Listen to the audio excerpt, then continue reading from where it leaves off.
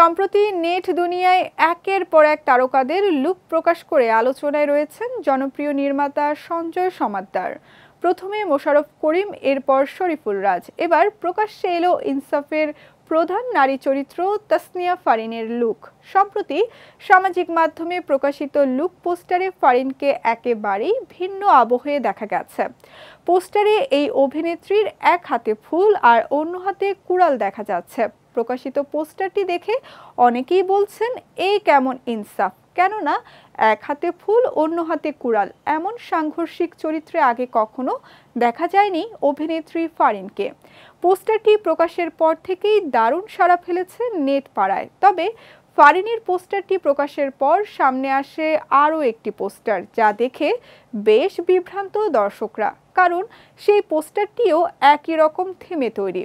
এটি দক্ষিণ কোরিয়ার জনপ্রিয় সিনেমা কিল বক্সুনের পোস্টার, যেখানে অভিনেত্রী জিওন্ডো ইয়নের এক হাতে কুড়াল আরেক হাতে একটি সবজির থলে দেখা যায়, যার সঙ্গে ইনসাফে ফারিনের লুক পোস্টারটি সাদৃশ্যপূর্ণ বলে মন্তব্য করেছেন অনেকে। কেউ কেউ আনেন নকলের অভিযোগ।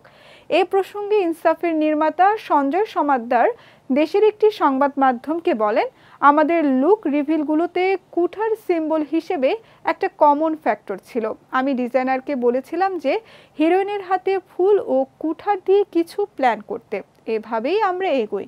কিন্তু এটা যে কোনো সিনেমার পোস্টারের সঙ্গে মিলে যাবে জানলে অবশ্যই এড়িয়ে যেতাম। সামনে আরও সাবধান থাকবো।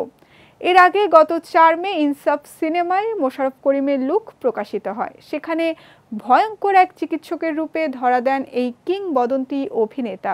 তারও আগে সিনেমার আরেক অভিনেতা শরীফুল রাজের রক্তস্নাত পোস্টার প্রকাশ করে নির্মাতা সঞ্জয় সমাদ্দার। 3টি পোস্টার দেখে আন্দাজ করা যাচ্ছে অ্যাকশন ও থ্রিলার ঘরানার একটি সিনেমা হতে যাচ্ছে ইনসাফ। আসন্ন ঈদ উল আজহায় প্রেক্ষাগৃহে মুক্তি পেতে যাচ্ছে এই সিনেমাটি।